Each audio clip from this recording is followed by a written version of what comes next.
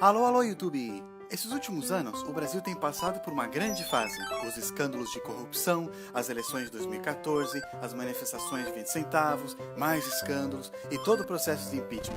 Mas, acompanhando as reações das pessoas nas mídias sociais, algo vem me irritando assim profundamente. Esquerda-direita. Ninguém sabe o que é isso.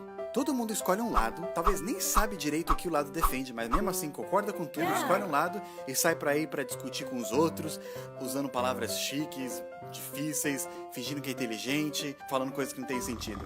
Olha galera, sabe aquela linhazinha que todo mundo tá acostumado a ver quando fala de esquerda e direita? E todo o estereótipo que vem junto? Então, esquece por agora. Mas como assim, cara? Você tá errado, você é louco, blá blá blá. Calma, por que eu digo isso? Porque a definição que a maioria das pessoas pensa sobre esquerda e direita não existe mais hoje, não funciona mais. Em uma época no passado ela existiu sim, mas com o tempo ela foi mudando e hoje simplesmente não dá mais, não funciona. Então antes de você agarrar sua bandeira e começar a xingar o outro lado, presta atenção aqui.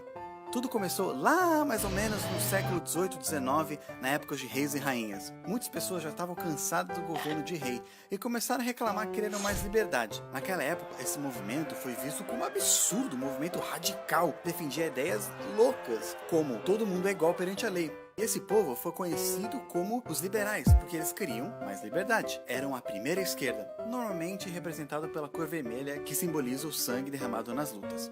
Já as pessoas que eram amigos do rei queriam deixar as coisas como estavam, porque sempre foi assim, tradições são melhores, e assim que as coisas sempre funcionaram, mais ou menos. Qualquer coisa diferente é levar as nações num caos. Essas pessoas ficaram já conhecidas como os conservadores, aqueles que queriam conservar as tradições. O povo da direita, normalmente representado por azul, mas isso nunca foi muito certo. Com o tempo a gente sabe que a esquerda foi ganhando, o povo foi tendo mais voz. Reis e seus amigos foram sumindo, deixando de existir, até que hoje ninguém apoia rei. Bem, quase ninguém. Mas o tempo não para. Novas gerações foram surgindo, novas ideias foram vindo também, ideias ainda mais radicais e mais liberais que antes, criando um novo grupo ainda mais para a esquerda da linha.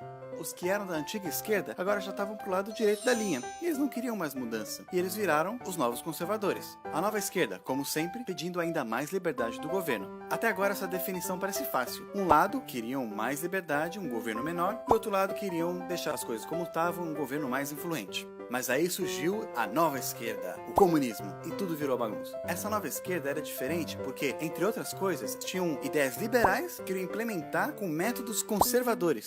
Também achava que o governo tinha que ser grande e influente, assim como muitos conservadores naquela época achavam. E aí, com o tempo, outros grupos foram surgindo, de esquerda e de direita, cada um com sua bandeira diferente. Ficou mais difícil de começar a encaixar nessa linha, porque eles tinham ideias que vinham de pontos diferentes.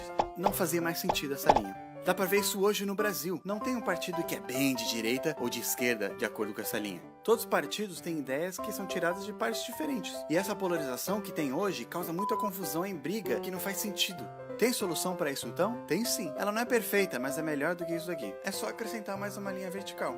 Como assim? Assim, ó. Uma linha fica questões econômicas e na outra linha fica questões sociais. Numa ponta fica o governo mais influente e na outra o governo menos. Olha só. Na linha horizontal fica a liberdade econômica, ou seja, com controle o governo tem na economia. Quanto mais para a esquerda, mais controle o governo tem. Essa sim é a famosa esquerda, que fala sobre projetos sociais, estatização, impostos mais altos para ricos, reforma agrária, etc. Até que na ponta fica o controle total da economia. Mas quanto mais para a direita você for, menos controle no governo. E assim é a famosa direita, com mercado livre, privatização, poucos impostos, lucro e etc. Na extrema ponta fica controle nenhum do governo na economia. Quando você quer discutir sobre economia, desemprego, salário mínimo, inflação, impostos ou qualquer um desses assuntos, é nessa linha que você vai ficar. Já outros assuntos como liberdade de expressão, discriminação, homofobia, feminismo, aborto, legalização das drogas, liberdade religiosa e vários outros são parte da outra linha, da liberdade social. A liberdade social é quanto o governo controla as suas liberdades individuais. Quanto mais para cima da linha você vai, mais controle o governo tem na tua vida social, até que o topo é controle total. Quanto mais para baixo, menos controle do governo, até que na ponta controle nenhum.